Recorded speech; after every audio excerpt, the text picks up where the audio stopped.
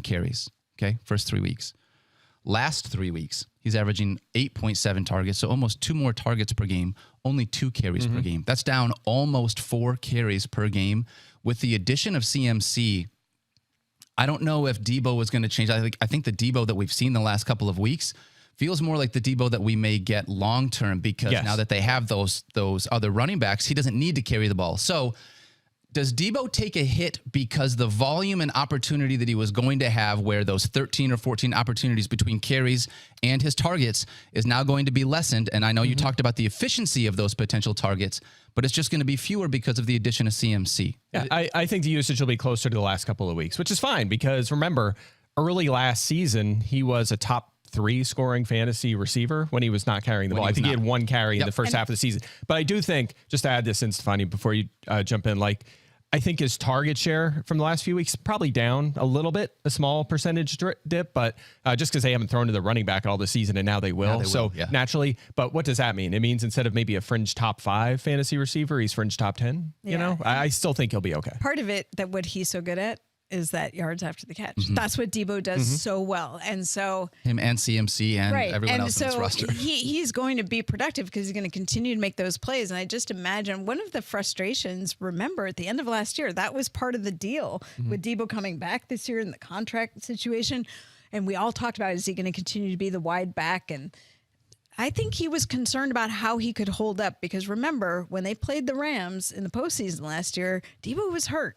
And he was hurt because he was being asked to do so much. And so I think Debo's got to be as happy about this signing as anyone. Yeah, I'm totally with you there. Maybe Garoppolo becomes like a sneaky streaming option with like CMC potentially as a pass catcher. I don't know.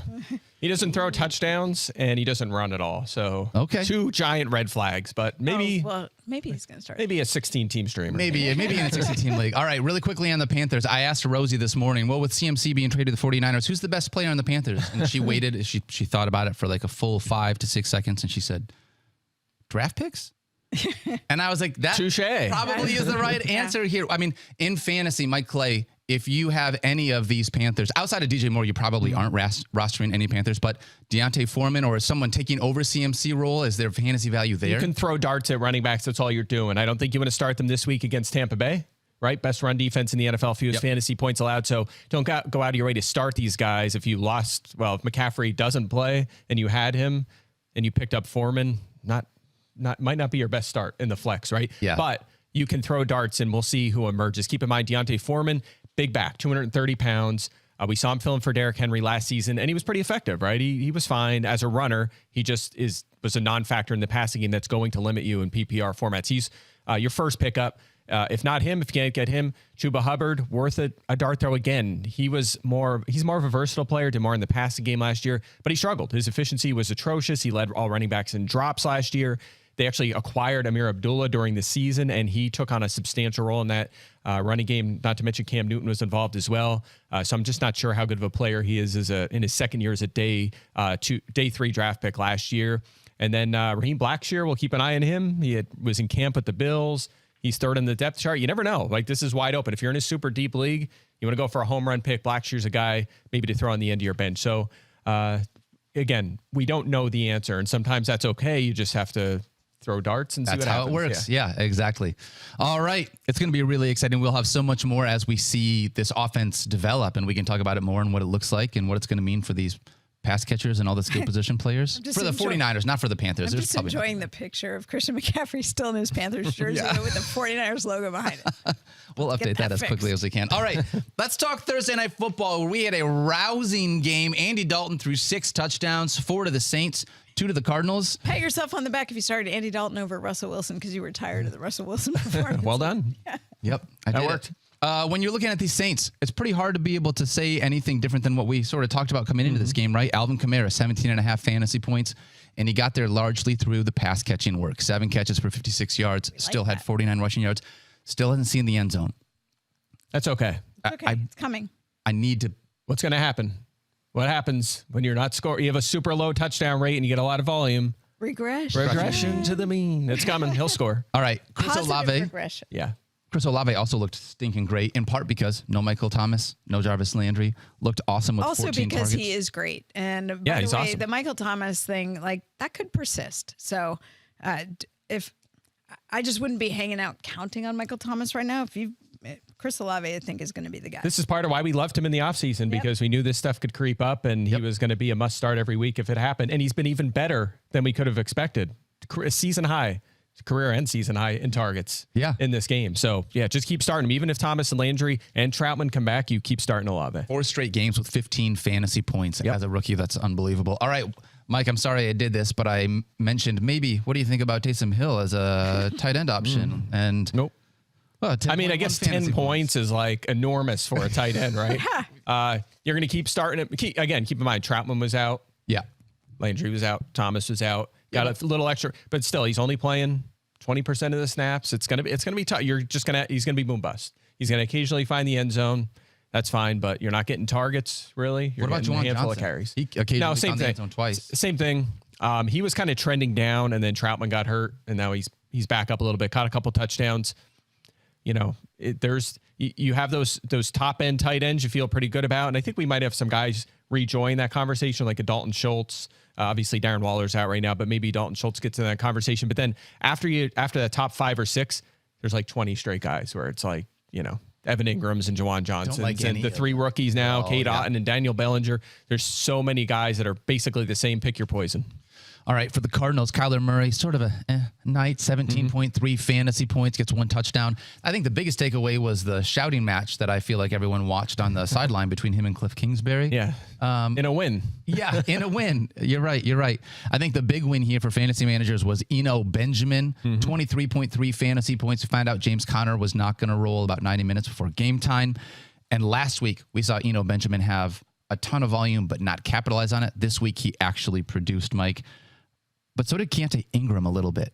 Is there anything there with Keontae Ingram behind Eno Benjamin as a part of if James Conner continued to miss any time? I don't think so. I don't think was enough snaps or touches for a guy that you're going to feel good starting in fantasy. So I don't think you have to pick up Ingram. I wouldn't worry about that.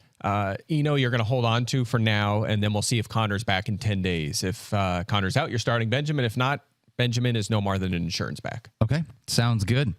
Stephania, before we talk about the pass catchers, I know that Kyler took a couple of hits, even though they were up, he continued to play late into the game on a couple of bootlegs.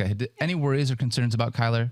Not yet, but we always wait for the day after the game to see what happens. Yeah. All right. Well, the big thing was DeAndre Hopkins finally being able to see him back on the field. And what did he do? 14 targets. We told you. 10 receptions, 103 yards. Nuke is back. Yeah, he's back, and Marquise Brown is not. He's on IR. So as long as he's out, we know he's going to be a feature target. He basically just slid right into what Brown was doing. Brown was getting a massive amount of targets to start the season. They subbed him out. They subbed Hopkins in, and it's the same old offense. So he'll be fine. It's DeAndre Hopkins. You keep starting him for now. We might have some questions when Marquise Brown is back in there. It's possible. But, and by the way, Rondale's next, so I'm going to jump right into that because Rondale had his worst game. He only had a couple. Was it 2 targets? 2 targets in this game. Started out so nice with that one. But here's the thing: Rondale Moore played perimeter receiver, right? He was on the outside throughout this entire game, which is not where he plays. He plays in the slot.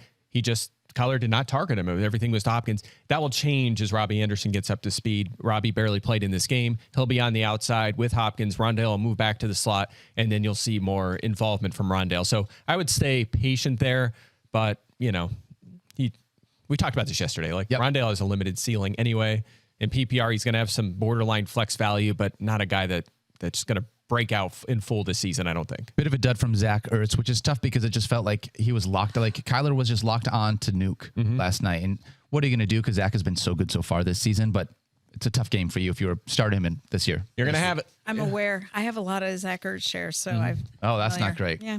Yeah, I wouldn't worry about that. Yeah, even with Hopkins back, I wouldn't worry about that because remember, Brown is gone. So Hopkins replaces Brown. Ertz will get his share going forward. All right, let's jump into the Week 7 previews.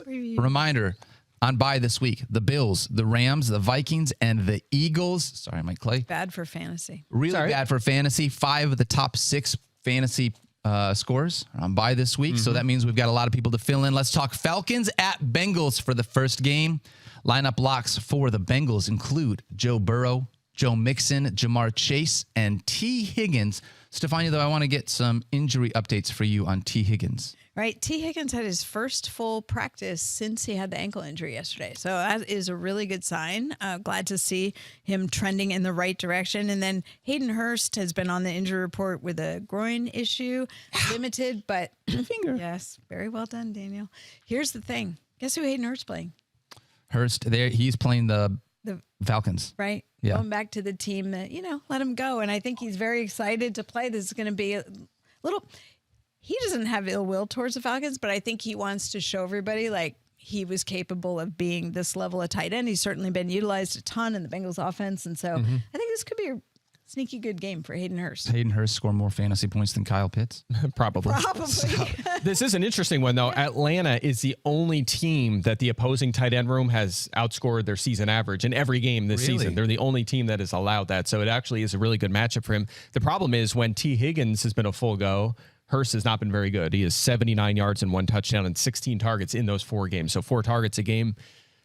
There's a couple, there's a plus and a minus here. I think it works out to a fringe starter if you're in a tough spot. Yeah, I think you can start him. They've all been talking about it in Cincinnati, and I think that they really like him there. I mean, we saw maybe Joe Burrow is going to wear Hayden Hurst jersey. Oh. Do you think that'll happen this season? No, I don't think that'll happen, but it could. You never know. You never know. Do they make them? Did they make Hayden Hurst jerseys when he was on the college? He should, yeah.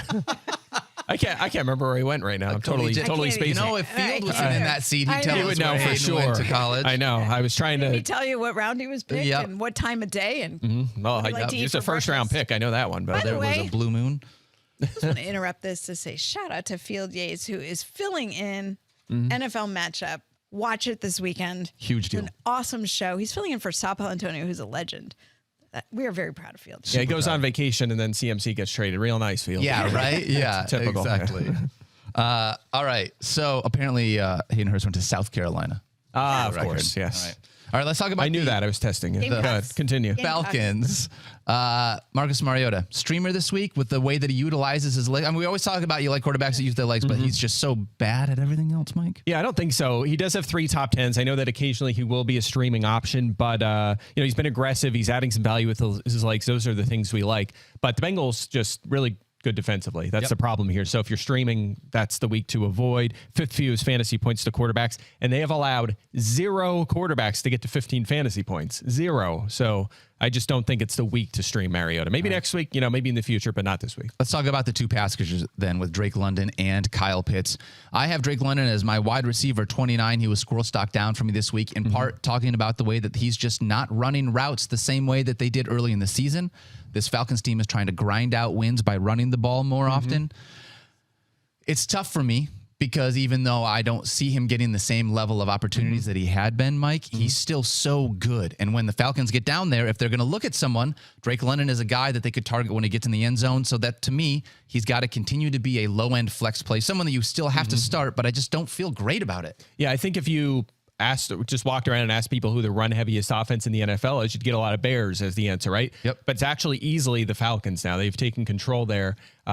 So what it's going to come down to in this game is game script, right? He's been over 7 targets in 1 time.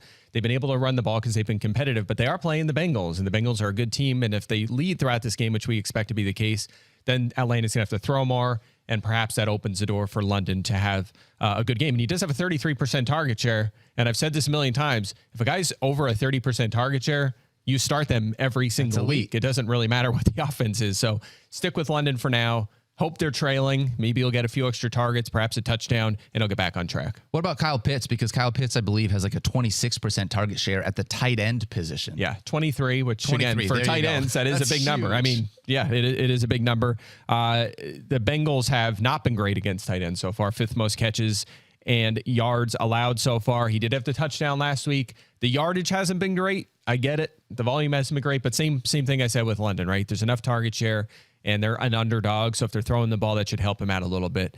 I have him 8th on my board. You have him 9th. we're ranking him as a starter. He's a fringe starter, but a starter nonetheless. I agree with that. All right, let's talk Lions at Cowboys. Really excited to be able to watch my Lions play after having a bye last week. But Stephania, I have a couple questions for you about my Detroit Lions. I know it's not going to be great. Locks for the Detroit Lions include DeAndre Swift, Amon-Ra St. Brown, and TJ Hawkinson. But I want to get updates from you on DeAndre Swift, if possible. Stephania, anything that fantasy managers should know going into week 7? Yeah, I mean, both he and Amon-Ra St. Brown went into their bye week injured, and DeAndre Swift and Amon-Ra St. Brown were both back practicing this week. Amon-Ra St. Brown, by the way, full practice both days, so you feel really good about his status. Love that. Swift limited, dealing with both the ankle and the shoulder. I'm not sure he's 100%, but again, who is? It's really a question of whether he'd be able to play. It sounds like he is trending in the right direction. The Friday practice report is going to be a big deal for DeAndre. Yeah. They do have a couple players who were hurt who are not looking good, like DJ Chark, Josh Reynolds. Neither of them practicing either day so far. Well, with that being said, Mike, understanding that the pass catchers getting, Amon-Ra and DeAndre Swift back will be huge, but Jared Goff is someone that has been throwing the ball around. It's a tough defense here, but if his pass catchers, if he's going to be without a few of them, is he a streamer this week, or would you want to look elsewhere? I think I would try to look elsewhere. He's 13th on my board after we removed Thursday night guys. So he has some big weeks, 2 top 7s, but he has been outside the top 15 3 times as well. So he's been kind of up and down. Still not adding anything with his legs. He's really been dependent on those passing touchdowns, which he has a whole bunch of. He's still 5th in that category despite the bye week. So It's been good there. But, it's a tough matchup to your point, right? Dallas has allowed the 7th fewest fantasy points to quarterbacks and has 24 sacks. That's most in the NFL. So I would try to avoid this week. I don't think this is the streaming week for Jared Goff. I agree with you there because in part, if you're going to beat this Cowboys team, they're more susceptible to being beat through the ground game. I feel like, and being able to use DeAndre Swift and Jamal Williams would, help the Lions from that perspective. I don't know as though Jamal Williams with DeAndre Swift is still a guy that you can flex here, because if Swift is healthy, Jamal Williams, as much as we wanted to know, like they utilized 2 running backs, it was tough to see him from a flex perspective. You got 4 teams on a bye, Mike. I don't see him as a flex play for me this week. What about you? No, I agree with you. If you look at the 2 fully healthy Swift games, 12.5 touches and 45 yards per game, you have to kind of hope that he scores a touchdown. Yep. And you mentioned it, like, ideally, you don't want to spend a lot of time throwing against Dallas and turn the ball over and get sacked and all that stuff, but they've allowed the 6th fewest fantasy points to running backs as well. They're just a good overall defense, so best avoid it if possible. I agree with you. Swift, if he's back, locking him into lineups, I would rather leave Williams on my bench. All right, lineup locks for the Cowboys include CeeDee Lamb for sure, because the dude is just a superstar. And maybe Dak Prescott, but I want to ask Stephania first. Coming back from this thumb injury, Stephania, any concerns for fantasy managers? Nope. Everything I hear is about how great he's throwing the ball, the zip, the velocity, the way the receivers are feeling it when it's coming into their hands. Like, I think he's Dak. And I think they bought extra time by having Cooper Rush be as successful as he was. Dak needed a little more healing time, a little more time to work with the football. All of it it's really feel and comfort. Imagine your thumb and how integral it is to control the football. And then not only do you have a broken bone, but you have surgery. You have to... From a standpoint of re-injury, I'm not worried about any of that. Okay. It was really just a matter of functionality for him. And I think he's going to come in. It's going to be good. You might see a couple, like these guys, the adrenaline gets up when they come back off of injury so badly. Dak is such a competitor, so badly he wants to be out there. I could see him sailing a couple passes, being a little, there's going to be a little settling time. Why are you laughing? Lucky for him, I think the Lions have like the 2nd fewest interceptions in the NFL. So like he can have a couple of errant throws and it might be okay. It's fine. But the thing is, I think, so if people see that at first, like, don't panic. I mean, it's a little bit of him getting back in the groove. But no, from that standpoint, like it's it's like a smash spot for him. Like, how do you not play Dak Prescott here? I can feel the pain coming out of you right now. It hurts to say that, but it's like, how do you not do that, right?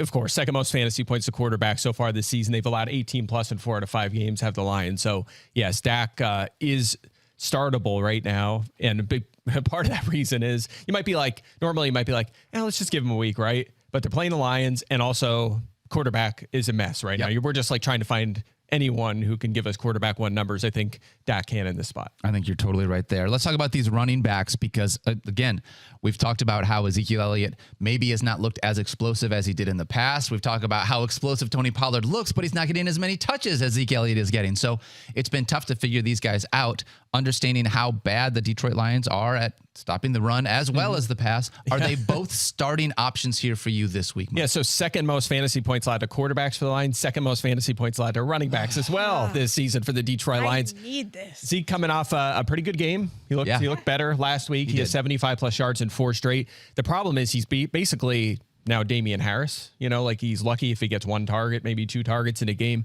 That's going to limit his PPR upside, of course. He hasn't scored very often either. I think that will change with Dak, though, don't you think? Like, Dak maybe. was target, because if you think back to last year, before Zeke got hurt, Dak was targeting him, especially in the red zone, a little bit more, and that's where the value is for me. Yeah, it could be. I think Dalton Schultz will see a boost as well. I think he'll kind of get going now. That's something that was interesting with Dak last year, where he wasn't afraid to force the ball to Cooper and Lamb. He would throw to Noah Brown and Cedric Wilson. He got Cedric Wilson, a nice big contract to be the number 4 receiver in Miami this year. Dalton Schultz obviously had a huge season as well. So I think you might see the targets dispersed around more guys. I mean, Lamb will be fine. Like they're gonna run more plays. They're gonna throw more. They're gonna score more. He'll be fine. His target share may come down, but to your point, maybe it gets Zeke the ball in his hands a little bit more often. We see this very similar though. Zeke is a solid RB2 for us this week. Tony Pollard is a solid flex play given what this Lions run defense is. Mike mentioned Dalton Schultz. Stephania, I want to ask you about him. He's somebody that from a tight end perspective, we used an early round, I shouldn't say early, but a high enough pick that I've been expecting to use him, and he has been hurt. Yeah. When do we get him back to full health? That's the thing. The injury happened, and he has a PCL injury, which remember last year with Zeke, that was problematic throughout the year. A little bit of concern about that because it's not going to heal itself really during the season. We have this stat here, Thirsty Kyle, consecutive games without a catch. Well, think about it. The first of those games where he's held without a catch was when he got hurt. The second game was when he tried to play after he was hurt and immediately aggravated his knee and then left. And then he didn't play last week. So I think he wanted to try and play through it. But the fact that he got that week off, I'm hoping that it helped a little bit. He's wearing a brace to check hyperextension. I think that'll help. But I just think he'll be a little bit better, but we may not see like the best of the best of Dalton Schultz maybe until later in the year. This feels like the ultimate, how lucky do you feel with his quarterback coming back after not playing, and then he has not played as well, but it's such a great matchup, and we know those two have good chemistry, and it's like, yeah, there's no risk against the Lions, right? No big deal. Just throw a guy out there. He has 18 yards since Dak went out. 18 yards. Since Dak's injury. But again, I think there's reason for optimism here going forward. Michael Gallup I have as like a low-end flex play for me just because, again, the Lions secondary. Mike, you feel any different? Yep. Like I said before, the pace will be up. The plays will be up. They'll score more. They'll pass more. That should help Michael Gallup. He has a good connection with Dak Prescott, so I do think he's a flex option this week. All right. We're going to talk about... Daniel is just like, get me off this. Start everyone. Dude, Stephania, you should be on the CSS DFS podcast. I swear, Mike and Al only choose players to talk about that are playing the Lions every single week. How about Peyton Hendershot? We're going to start him too? We'll just get everybody in there. They seem to be winners. Sorry, Daniel. All right. We're going to go pay some bills, and then when we come back, we have a bunch more games to get into. But Mike... Yes. Geico asks, how would you love a chance to save some money on insurance? Yep. Sure would. I knew you were going to say that. Of course you would. And when it comes to great rates on insurance, Geico can help.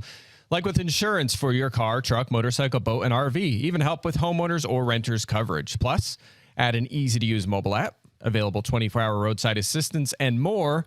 And Geico is an easy choice. Switch today and see all the ways you could save. It's easy. Simply go to geico.com or contact your local agent today. Make Little Caesars, the official pizza sponsor of the NFL, part of your game day. Order online during their Pizza pregame 1 hour before NFL games and get ready for some football and fun. Choose your favorite Little Caesars pizza or pick the toppings you crave. Either way, you win. And speaking of winning, everyone scores with convenient delivery or their in-store pizza portal pickup. So grab some friends and enjoy a few slices during the tastiest hour before kickoff. Pizza! All right. Before we talk about a few games, I'm going to say something real quick. Today, there's another thing that happened today, more than just the CMC trade. And today is my son Manny's 18th birthday. Happy birthday, Manny. Manny, I wanted to say happy birthday, bud. I'm so unbelievably excited to have you in my life over the last 3 years. It has been awesome to be able to get to know you and spend time with you. And I freaking love you, man. I'm so proud of you. I cannot wait for the rest of like whatever our lives together are going to be. I'm just so pumped that we are able to spend time together, and happy birthday, bud. I love you so much. I can't wait to do stuff with you and Mom tonight. It's going to be a blast, but I hope you have a great day. Oh, So, that was really nice of you. I'm sure he appreciated that, but I got him the Taylor Swift album, so he likes me more. That's I mean, tough. I'm just saying. If you watch that, he's at school, so we're gonna have to have a talk later if you're on your phone. It's like I just saw that live. That's weird. Wait, where are you? All right, let's talk about Colts and Titans here. Lineup blocks for this game for the Colts include Jonathan Taylor and Michael Pittman. From that standpoint, boy, I'll tell you what, I'm not sure that there's anyone else on this team I'd really feel comfortable with in starting, Mike. Well, I'll tell you what, before we do that, let's talk about these running backs, Stephania. Jonathan Taylor and Nyheim Hines, both from an injury perspective. Any concern for fantasy managers with Jonathan Taylor? I thought he was close last week. He was. And so I think, sometimes you can be really close and just feel not quite ready to be in a game. And sometimes waiting that extra week will make all the difference in terms of how your performance is the rest of the season. So I think that's where fantasy managers can take comfort if you lost out on Jonathan Taylor last week because you thought he was going to come back and you've been missing him. Maybe this is the signal of something new and we're going to get consistent production from Jonathan Taylor. I know it's been up and down so far this year, but full participation in practice for him yesterday after a limited work on Wednesday. And Nyheim Hines, everybody remembers him leaving the game, looked scary, when he went out. But the good news, full practice both days. Again, these players have to go through the process of being cleared by an independent neurological consultant before they can be cleared to play in a game, but it looks like he's on track to do so. All right, so if Taylor starts, we are starting him. Mike, obviously starting Michael Pittman. What about Matt Ryan? And he's tough for me. Again, this is another one of those. We've got a bunch of quarterbacks that are we need to use as streamers this week. He threw the ball almost 60 times last week, and I think that's what gave him a lot of his value. I don't love him here this week. However, it's a matchup that could be exploited, I guess. So he's a low-end streamer for me. What about you? Yeah, we're close. I mean, I have him 12th, you have him 13th. So we're close on the streaming radar here. And I think he's viable. He does have 15-plus fantasy points in 4 of 6 games, which is a pretty solid floor. To your point, last week he was second to only Joe Burrow in fantasy scoring. But the key is, now remember, earlier we talked about Marcus Mariota, how maybe it wasn't the best streaming week because the matchup was not right. The matchup is right for Matt Ryan, okay? 5th most fantasy points allowed to quarterbacks for the Titans this season. They have allowed every quarterback they have faced to score 16 or more fantasy points, all of them. Hey, that's good. If Matt Ryan joins that club, he will work out as a streaming option, right? So I think he's fine. I think if you're in a tough spot, you want to fire up a streamer, Ryan's an option. All right, what about Alec Pierce? Someone that I know Stephania really loves a lot. I mean, we all are really excited about this kid, but watched him come on the last couple of weeks. Is that someone that you can trust here in the flex in week 7? I think so. Well, I have him 43rd, so borderline flex. Certainly in 12-teamers, you're looking at him. 80 yards or a touchdown in 3 straight games. Of course, the Titans struggling against quarterbacks. They've struggled against receivers as well. 2nd most fantasy points allowed, 2nd most yards, most touchdowns, highest yards per target, efficiency, volume. They've struggled against that position. So he's viable. The only problem is, again, I think we talked about it yesterday, right? He's still 3rd in line at receiver. He's not getting the snaps Paris Campbell is getting, and that led to a huge volume game for Paris Campbell last week. So that's the only concern, but he's playing really well. You would imagine the playing time will continue to increase. So if you want to put him in your flex, I think that's okay. Okay. Let's talk lineup locks for the Titans. It's just Derrick Henry, I think, for that team. Robert Woods is sort of a low-end streamer for us this week, Mike. Not a ton of volume from that standpoint. He has one top 40 this year, and this is a really tough matchup. The Colts have allowed the 2nd fewest fantasy points to receivers and the fewest yards, and Stephon Gilmore could shadow him in this game. He's obviously one of the better corners in the NFL. It's not for sure, but I don't think it matters. Either way, this is a really tough matchup. So based on what we've gotten out of Woods this year, I think if you can find a way to bench him, you do it. Stephania, any Titans injuries we should know about? Nope. Okay. Let's talk Bucs at Panthers. And I'm going to start with the Panthers really quickly before we do lineup blocks. Is there anybody from Carolina that you're starting this week? Christian like, I'm not starting DJ Moore. I'm not starting a quarterback. I'm not starting any of the running backs. Like, it's just a full-on avoid right now. Yeah, I mean, Moore is borderline. I would say that. He doesn't have a weekly finish better than 29th, but he still has that big target share. And without Christian McCaffrey's 25% target share there, now there's not going to be nearly as many targets to the running back. So he could be a guy that survives on volume. Oof. That's another forward, how lucky do you feel where like maybe he's going to get an uptick because of CMC. Right. It's just hard to bench a guy that could see 12 targets. You know what I mean? So he is at least on the fence of a wide receiver 3 or a flex option. You can think about it. But I mean, are you stacked enough a receiver to bench DJ Moore? You know, especially in like a 12-team league? Most of my leagues, yeah. You think so? Well, maybe you're just not as good of a fantasy manager as I am. You I have don't know Chase and Adams and like your. I got Mike Evans, Devontae Adams, and Jamar Chase in one of my leagues. Yes. Oh, okay. In a redraft league. Okay. So No, you're starting Deontay Foreman and I got. I mean, I'm already benching Gabe Davis, so I don't know what else to do in that league. Okay, well then you bench DJ Moore in your 6-team league. Okay? My running backs are pretty bad in that league. For the record, I started accidentally 0 RB. Zero, yeah. And Accidentally. it didn't, Accidentally. Didn't mean it. Well, I did that thing where Mike was just like, you know how good players just keep falling. You're like, I gotta just keep taking the good players. That's why I have 3 awesome wide receivers, but I'm playing good J.K. plan. Dobbins and David Montgomery as my 2 starters. So. We'll get there. We'll get there. Keep working. You'll get there. Yeah. All right, let's talk about the Bucs lineup blocks for Tampa. Leonard Fournette, Mike Evans, and Chris Godwin all should be in your lineup here this week. What about Tom Brady, Mike? Well, what about Julio Jones, Stephania? Are we going to see Julio? I don't know. This is a puzzling one because when it happened, remember he landed hard on his knee. We heard about a knee contusion. I don't think we, and I'm guilty of it too. Sometimes you don't give enough credence to that injury for what it can be, because it's not a contusion, it's a bruise. How bad could it be? But when it's in the joint, it can be very problematic. And obviously it has been for Julio. He has not been himself. He hasn't been able to go. We've heard about like him warming up and then just not feeling like he was ready to go. Limited practice one day so far this week. I guess you wait and see what Friday brings, but it doesn't feel like a player who's 100% regardless. So now that you have Chris Godwin off the injury report and you have Mike Evans healthy, it's just hard to. I don't know the path. Russell Gage off the injury report. Like there's nobody there who's hurt anymore. So why would you be investing in a partially healthy Julio Jones? And I'm not sure what the path to a non-Mike Evans or Chris Godwin starting wide receiver in my fantasy lineup would be. I have no idea how bad my team would have to be for Julio Jones or Russell Gage to have to be an option for me. So it really is just those guys. Tom Brady is someone that we have just inside the top 10 in part because of how bad quarterbacks have been, Mike. But hopefully this week against the Panthers, he can get a little bit more right. Yeah, and he disappointed last week in a good matchup against the Steelers. I mean, granted, it was on the road, and it is the Steelers, and they tend to, up their game at times. But they were very shorthanded. He should have had a better day. But at the same time, he has 13-plus fantasy points in 4 straight, which, again, saying something. That's the state of quarterback right now. Also has 19 or more fantasy points in 2 of his last 3 games. A big reason for that is they were injured at the beginning of the year. They were run heavy. They weren't scoring. They've gone back to their extremely pass-heavy offense. In fact, this is the pass-heaviest offense in the NFL over the past 3 and I believe past 4 weeks as well. The Panthers kind of mid-pack against quarterbacks. Looks like a neutral matchup, but they've only played one QB1. It was Kyler Murray, and he had 22.9 fantasy points in that game. So not worried about the matchup. I think Brady is a fine starter this week. All right. Let's move on and talk Browns at Ravens. Lineup blocks for Browns at Ravens include Nick Chubb, Amari Cooper, and David Njoku for the Cleveland Browns.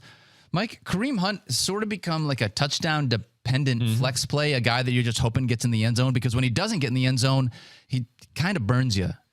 Yeah, that's right. And he had the 23 points in week 1, came out strong, and then he has he's hit double digits once since one then? time. Yeah, so it's definitely been a disappointment. And especially last week, a season low in touches. He only had 4 yards in that game. So that was a little bit of a bizarre step back, not what we're used to from him in terms of usage. I will say this. We know that with Nick Chubb doing so much damage on the ground, Kareem Hunt kind of leans toward the passing down back. The Ravens have allowed the 3rd most catches and 5th most receiving yards to running backs this season. So perhaps that opens up some opportunities here for Kareem Hunt. I have him 28th. So I think he's a decent flex option, maybe not in 12-team leagues and 10-team leagues, maybe in less underwhelming flex option, but nonetheless, a guy you can consider as a borderline starter. Okay. For the Ravens, Stephania, let's talk about J.K. Dobbins before we jump into anything else. What do we need to know about him heading into this week? Well, he didn't play the entire second half because of his knee tightening up. And we talked about this being a potential for him with coming off that significant knee injury, that even when he started to get back, as the workload or volume increased, that you could see him have up and down days. And on the one hand, we heard about how he was running more impressively and breaking tackles, which is something that he was known for before the injury, that he had one of the leading yards after contact in the league in that first year he broke out.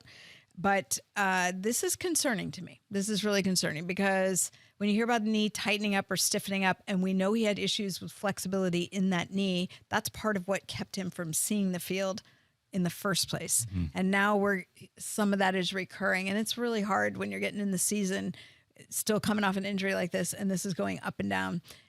I think there's really decent chance that J.K. Dobbins doesn't play in this game, in which case it would be Kenyon Drake, Justice Hill, Mike Davis, with, I'm told, Kenyon Drake likely to, again, get the bulk of the work. Yeah, by the way, when I recommended him, like, during the offseason to take a shot at him because he was falling in drafts, and I wrote, like, J.K. Dobbins, I meant just kidding Dobbins. Don't do this. It was just kidding about that. So yes. I just want to make that clear. It's in been hindsight tough, man. It's been rough. He hasn't been targeted in weeks. The fantasy production hasn't been good.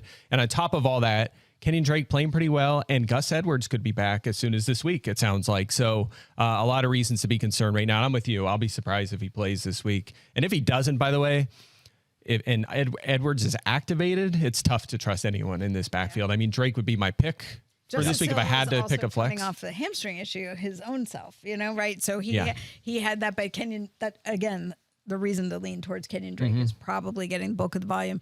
But the other player I was concerned about is Mark Andrews, because obviously in the tight end wasteland that we talk about all the time, there's really only been two that are rock stars, and it's Travis Kelce and Mark Andrews. But my understanding is that the non-practices so far this week have been primarily for him to rest a sore knee, and it sounds like there's a good shot of him being out there. But as we're recording this, we're about an hour away from Ravens practice starting. So we want to see that he's out there and doing things today before we feel really good about him getting back. Same with Rashad Bateman. I want to see him out there and practicing as well, just as I know it's been a minute since he has been fully healthy, it feels like. Yeah, and he's limited both days with the foot issue. I definitely making progress, but we're not sure for this week yet. If he ends up going, Mike, Rashad Bateman is again, it's like one of these like dart throw flex plays that you have. It's a good offense, and he's our number one receiver. He would be a hard player to bench, but at the same time, it's a low volume passing game. He's averaging 5.5 targets per game. That number needs to go up, and that's not anything new. We talked about that even the first couple of weeks of the season when he was scoring touchdowns. This is a red flag, and obviously he fell off the map after that before the injury. So at the same time, maybe 5 to 6 targets a game in the Baltimore offense is just enough to be a wide receiver 3, and that's where we ranked him this week. So you can start him if he goes. As long as one of those targets ends up being a long touchdown, then I am totally with you. Yeah, it's a tough one for sure, but maybe that number rises too. The guy's so talented. He was I know. First round pick last year. This is a good offense. There's reason for some optimism there. All right, let's talk Jets at Broncos. Lineup locks for the Jets include just Breece Hall. Earlier in the year, I swear there were more names under the Jets here as lineup locks, but it is just Breece Hall for right now. Let's talk about the rest of the Jets first before we jump into the Broncos. Michael Carter, we have just outside the top 30, Mike, in part because Breece Hall has just taken over this backfield. He's someone that I don't feel confident in if you are desperate because of how bad the running back position is and you need him as a low-end flex play, then I get it. But I don't like using Michael Carter at all this week because Breece Hall is the guy now in this backfield. Yeah, I don't think he's the heartbeat of that offense anymore, right? He might have been the start to season, but not anymore. No more than 50 yards in 5 straight games. He's been under 8 fantasy points, actually under 6 fantasy points at 3 of those outings. Ugh. He's a bench player. Yeah, I don't love it. What about Garrett Wilson? What about Elijah Moore? What about all the rest of these pass catchers? Yeah, well, Elijah Moore, I just saw a trade. Yeah, he did. Apparently, he's back at practice today and ramping up to play this week. Did Robert Saleh say no, that's not happening? What? Trades. The trades. Oh, yeah. But it does sound like he may play now in this game, which rather than which is tough because we're already a little down on Garrett Wilson. He has not been good since Zach Wilson has returned. Corey Davis had 1 good game, hasn't been too productive. You don't really trust any of these guys as starters right now. Nope. At least if Moore was out, you'd feel a little better about Garrett Wilson and Davis maybe getting an extra target. But now who knows? This could be a what do we call him? A get-right game for Elijah Moore. They might try to get the ball in his hands a little bit and get him going. We want a get-right game for Garrett Wilson. That's what I want, I don't know if we're going to get that. So best avoid it if you can. Yeah. I think my rankings there probably are without Elijah Moore, so maybe down a couple spots closer to where you are, but they're dart throws at the flex. 100%. Best in 12-team leagues. Right now, it's just hard to trust any of these guys with Wilson under center. Russell Wilson, I have outside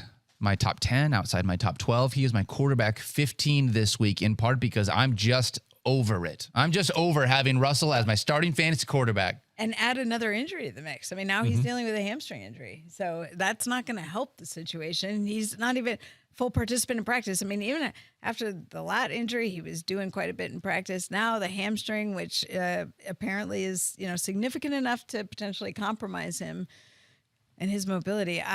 How can you feel good about it?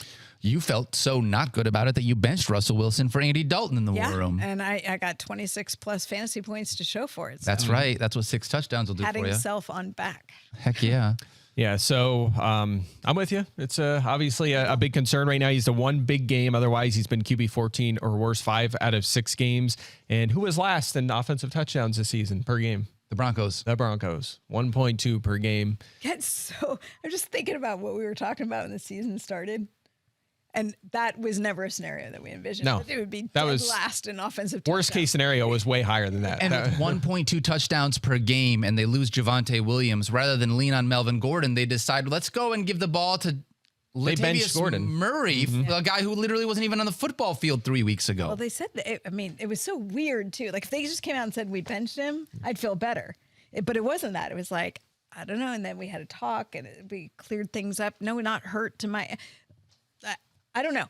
For what it's worth, full participation in practice for Melvin Gordon, even though the neck and the There was- thing, he is projecting like a healthy player. I don't know what that means. You starting either one of these guys? I Mike? think it's going to be a worse version of the Washington backfield where 3 guys are playing a lot, and you just don't know. Like you start Gordon, who knows? Maybe it happens again. Maybe he fumbles once and doesn't play for the rest of the game. Latavius Murray and Mike Boone just take over. Yeah, I do think I think most likely scenario is he starts and still is the lead here, but that could mean 40% of the snaps. Yes. It's not like Murray was poor in that game. He's going to have somewhat of a role. So not to mention Mike Boone had more pass routes run in that game than the other 2 combined. So it's just too many mouths to feed in an offense that, again, cannot score touchdowns at all. So avoid if you can. 40% of the snaps in an offense that scores 1.2 touchdowns per game just doesn't feel That seems bad. super exciting. I know we don't do we don't pick games on it, but I have to know what you guys are thinking. Are the Jets going to win this? Yeah. Are they going to?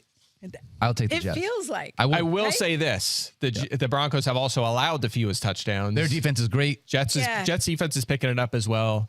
It's a close one. I think it'll be close. But yeah, Jets probably the favorite Jets here. Must watch football here. Yeah. Anything else to add on the No. Broncos Let's before we move move on? Jerry Jeudy flex option. We want. They're not scoring. Not points. a good We need one to feel touchdowns. good about, but Yeah. like if you need a guy. Under 55 yards at 4 straight, 1 touchdown during that span. Right, he's not where we want him to be, but he is a borderline flex. He's just enough volume and talent there for that. All right, let's talk Texans and Raiders. We'll start with the Raiders here. Lineup locks include Josh Jacobs, Devontae Adams, and it would have been Darren Waller, although he's not ranked, Stephania. I know, out with a hamstring injury, has not practiced at all. This one really looks like, how do you expect him to suddenly be ready to go when he's not practicing at all with All this right. kind of injury? Makes So me nervous. Maybe make other plans if you have Darren Waller this By week. the way, Hunter Renfrow, who had come back after the concussion, added as a did not practice on Thursday because of a hip issue. So stay tuned to see if that was a rest day or if that is a something. Okay, so that Right. means that Josh Jacobs and Devontae Adams are going to get a ton of work. Is this a Mac Hollins type day, Mike Clay? If Renfrow is out, yes, I think he jumps into that wide receiver 3 conversation for sure. We've seen him have, well, actually he had one huge game when Renfrow was out. Then he kind of busted the next week, but he's playing a lot. He's playing pretty much every down, and the volume has been pretty good. So definitely a guy to keep an eye on. I will say this, from Renfrow's perspective, even if he plays, the Texans have actually only allowed more than 7.6 fantasy points to 4 receivers this entire season. All of them were perimeter receivers. So Renfrow obviously lines up in the slot. Adams is the play here. I think the other guys best avoided if you can, but Hollins at least is in the conversation. Got a text from our good old Kyle Soppe, says Elijah Moore will not play in week 7. Okay, so they rolled him out. All right. All right, there's a more positive report earlier. Obviously, that has changed. So that helps, just to go back to the Jets. Like Garrett Wilson now more appealing as a wide receiver 3/flex. Same thing for Corey Davis, a little more appealing. But just keep in mind, they're going to use Braxton Berrios a little bit more, or a lot more perhaps. And don't be surprised. Garrett Wilson's been the slot receiver, right? So if he plays inside, they might put Jeff Smith. You might even see Denzel Mims catch a ball in this game. So I wouldn't go out of my way to start these Jets receivers, but at least Wilson and Davis more palatable now. I'm going to ask what's going to sound like a crazy question, but we're in week 7, right? Devontae Adams got traded to the Oakland Raiders, and Hunter Renfrow, who was like a top 20 wide receiver last year, has been awful. Like capital A, capital W, awful. Just single-digit fantasy points. Like every Detroit Lions defense, okay, awful. now that's too far.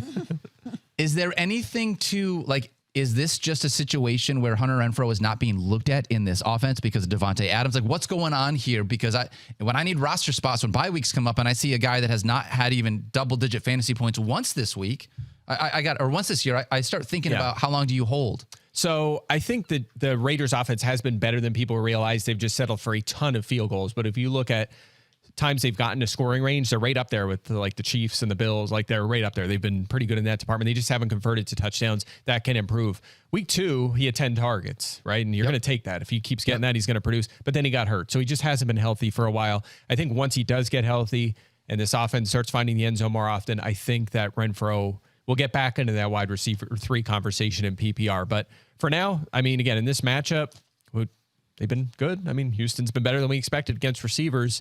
And he's not fully healthy, you're okay avoiding for now. All right, what about Derek Carr? Last one here for the Raiders. Is he somebody that you are starting here this week in week 7, Mike? Yeah, he has 3 top 10s, and the Texans have been pretty good against quarterbacks, but you know, we talked about a lot of guys that are kind of borderline streaming options, and we have to pick a couple to Sooner start, or later, right? you got to make your draw there's a line Matt in the Ryan sand. and a Dak Prescott. There's a couple guys that you could stream. I think Carr is another guy kind of borderline. And again, the offense has been better than you realize. They're going to start scoring touchdowns. So I think there's enough here to stream him this week. I'm with you. Multiple passing touchdowns in 4 or 5 games, like I said. So that from that standpoint, that's why I have him a little bit higher than some of the other streamers. Lineup locks for the Texans include Damian. By the way, Pierce. can I just mention this? Darren Waller, we just mentioned he might be out. Foster Moreau was tight end 13 last year during the weeks Waller missed. So again, if you need a streaming option or just a direct fill-in for Waller, he's out there in a ton of leagues. You could pick up Foster Moreau, just a name to keep in the back of your mind. One of my favorite fantasy team names, the Island of Foster Moreau. Yeah, that's a good one. So good. Damian Pierce, a lineup lock for the Texans because he is just unreal. Yes, he is. And let's talk about Brandon Cooks because Brandon Cooks has been super disappointing here with Davis Mills under center, somebody that we still continue to rank as a low-end wide receiver 2 or a high-end flex play, Mike, but I don't feel good about this. Let's say in the offseason, you had him ranked, let's say 20th, okay? Yep. And I told you, I'm from the future. He's going to average a career high in targets this year, which he is. He's averaging 8.8 targets per game. Where would you rank him? Probably top 15. Yeah, probably move him up a little bit, right? Yep. Well, yeah. You're not feeling like that now, are you? No, I'm not. No, it has not worked out. Career high in targets, career low in production. It's been awful. So I'll say the same thing I've said a million times. Volume is king, and a couple weeks ago it worked out for him. You know, the high volume did lead to a big game, then he kind of fell back to earth. So he's a tough one for sure. It's much like DJ Moore. He's a borderline starter. Brandon Cooks, yeah, they're all in that same spot, right? It's just you feel comfort knowing the ball's going to go his way a lot, but the production so far just has been poor. It's been a disappointment. All right, let's talk Seahawks at Chargers. We expect a lot of scoring in this one. Lineup locks for the Seahawks include Kenneth Walker, DK Metcalf, and Tyler Lockett. What about Geno Smith, though? Is he, like, I have him ranked as a full-on QB1. He is busted out of the streamer conversation. I'm rolling with Geno Smith until something changes, Mike. Where are you at on Geno? Well, he's in my CSS DFS lineup, so you know how I feel. I'm feeling pretty good. 2 or more touchdowns in 4 of his 6 games. He is leading all quarterbacks in completion rate. He is 3rd in yards per pass attempt, and the Chargers have actually allowed the 5th most passing touchdowns this season. So, yes, Geno Smith is a starter. All right, and let's talk about the Chargers. Justin Herbert is a lineup lock. Austin Eckler is a lineup lock. Keenan Allen and Mike Williams are lineup locks, assuming that Keenan Allen plays, Stephania. Do we have any updates on him? So remember how we talked last week about he had said he was doubtful for Monday night, declared himself doubtful, but then said Seattle looks bright. And there was a lot of optimism around this game. So Daniel Popper of The Athletic a day ago had this tweet. Keenan Allen on if he might want to take one more game to let the hamstring heal with a bye in week 8. And the quote from Keenan was, yeah, most definitely. It's going to be a thought process going into it. Definitely want to play it the smartest way. And if that's the best thing, then that's what it will be. We had talked on the show about how the bye in week 8 didn't automatically mean like you're just going to keep this player out because you might want to actually bring him back knowing that you're getting a rest the following week if he felt healthy enough to do it. But that's if he feels healthy enough to do it. And the problem when you have one of these setbacks with a hamstring injury, and I gave you the data before about how frequently this happens in the NFL, that there is a recurrence risk. The problem is it gets in the head of the athlete because you're like, I pushed it last time and then I aggravated it. And it makes it harder to actually make the decision to come back. So I completely understand where the struggle is for Keenan Allen, because if he has another setback, the risk potential is this becomes something that bothers him throughout the entire season. So I think just hearing that makes it a little more questionable for me. And I think if he were this sort of like the Dak Prescott kind of feel, like the Chargers are 4-2. If this were maybe different, maybe he might push a little bit harder. Well, if it were the playoffs, like end of season, and he was really trying to get, whereas now you're thinking about what if we go not only to week 17 or whatever it is. I can't do numbers right now. I'm like, wait, do they play? How many? Do they play 18 games? How many do they play? I don't know. But end of the season plus postseason, because that's always your aspiration. And we're only at week 6, 7. We're potentially only a third of the way through. Why wouldn't you want to protect yourself? It's a real debate.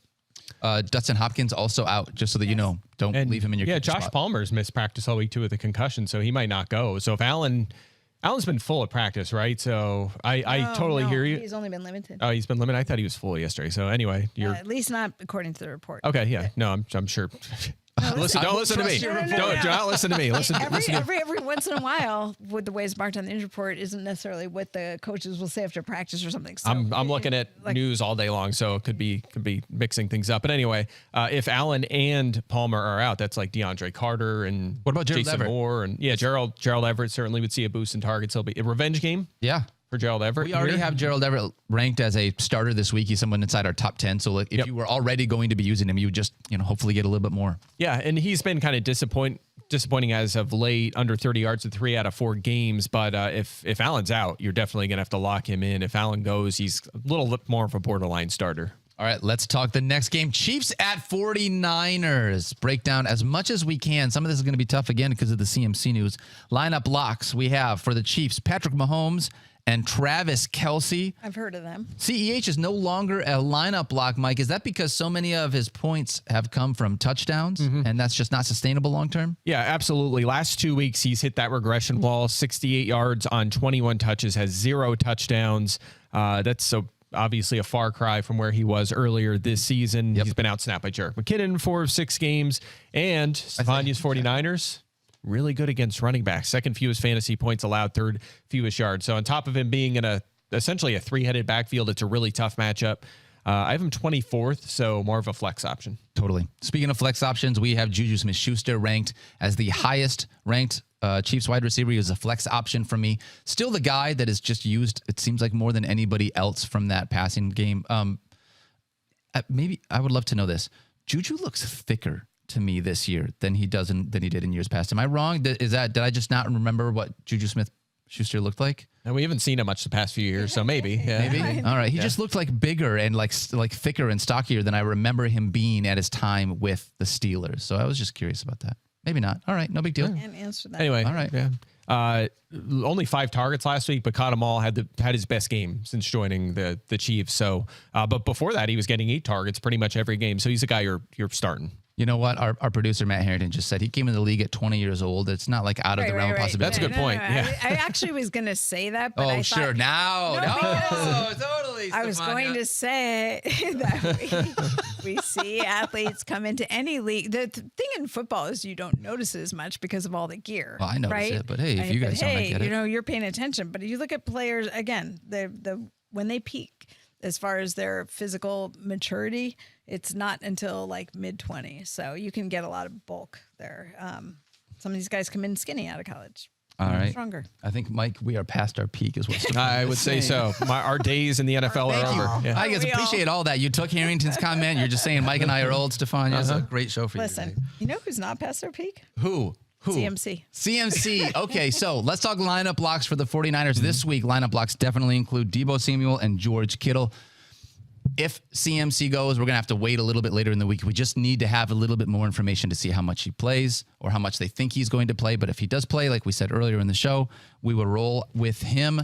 What about Jeff Wilson now?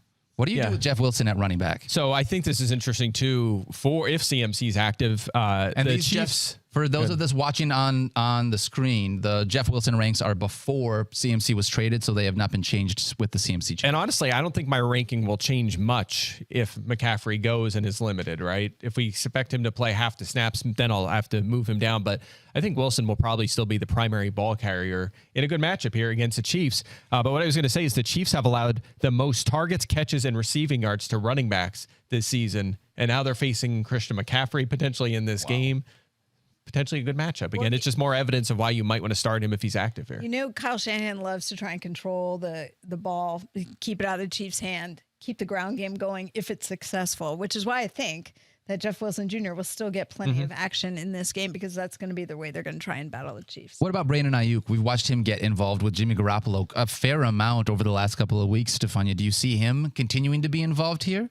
Oh, yeah. You know, I think it's like Christian McCaffrey's not going to take away that passing threat from Brandon Ayuk. And the other, Brandon Ayuk also good with the yards after the catch. So, you know, it's not going to be huge fantasy points that I'm looking at for him, but he seems to be the number one targeted receiver. I'm hoping the Chiefs score a lot so that they are throwing the ball so that Deebo Samuel and Brandon Ayuk get a lot of targets, Mike. That's what his targets have been kind of all over the place. And I think, especially now with McCaffrey there, he might move more toward that Mike Williams sort of territory where you're going to have some big games with 8 targets and a long touchdown. Like last week, he had 2 touchdowns. And other weeks where he just busts on you and he has 3 targets, and right? all that was in the first half. Like you didn't see much after. What's interesting, you know, the Niners defense is a situation because they've had so many injuries on the defense and their safety, Hufanga, who's been amazing, dealing with a concussion, hasn't practiced. He could be out.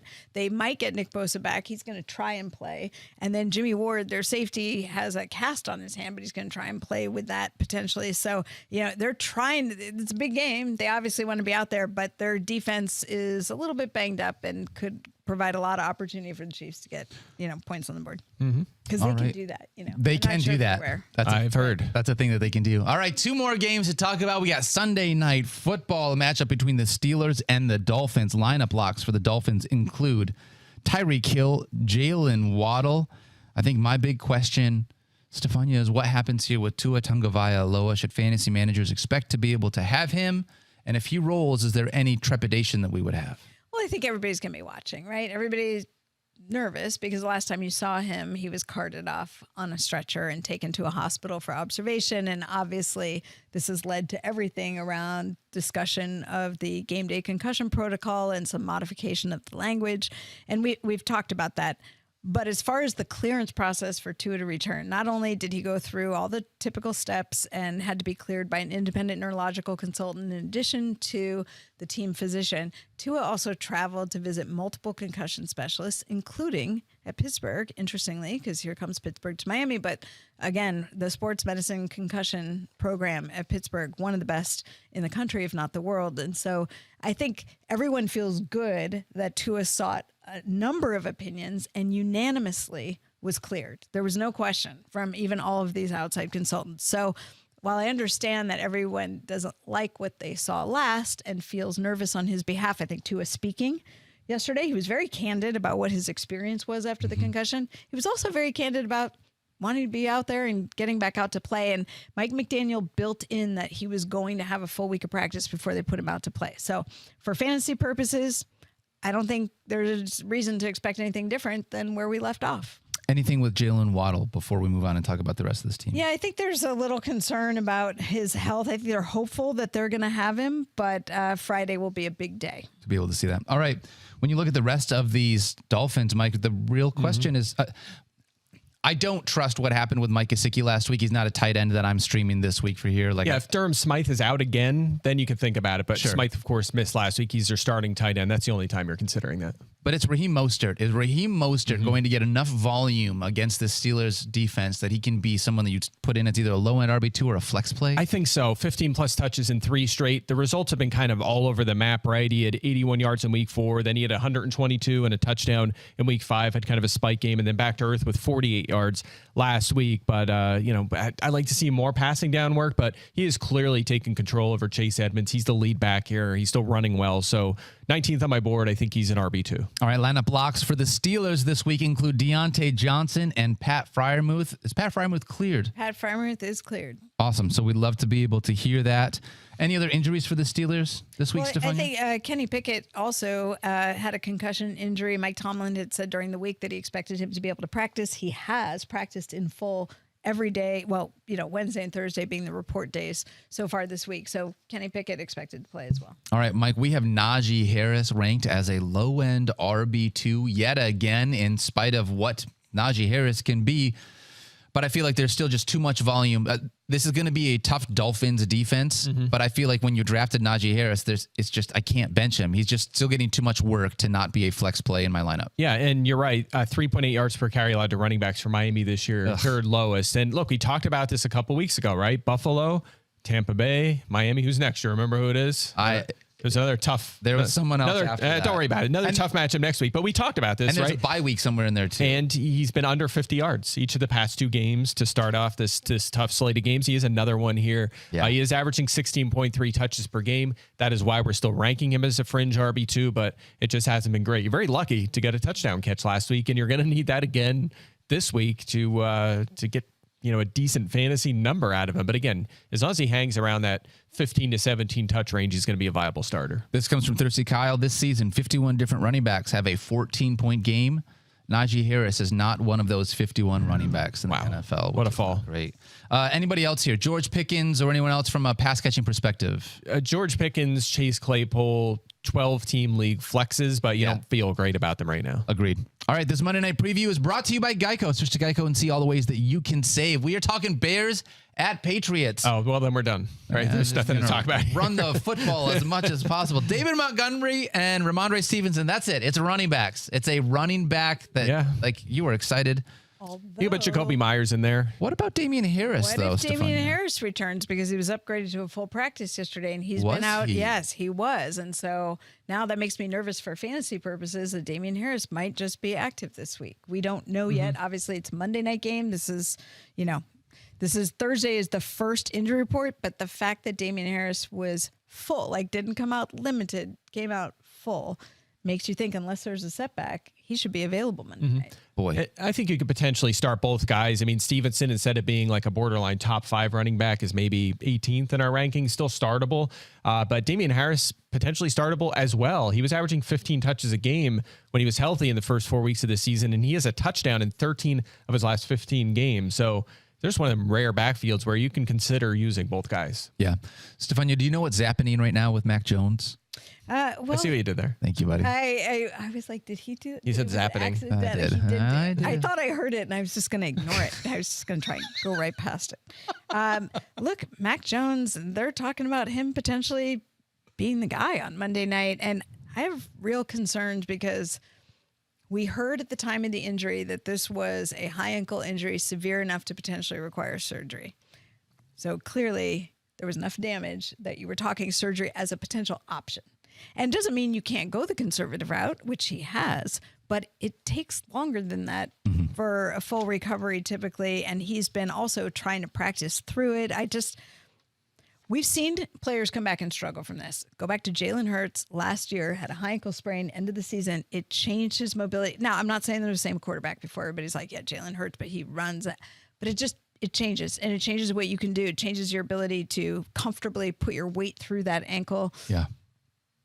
And Jalen Hurts ended up needing surgery in the offseason and then got it fixed, and look at him now. Fantastic.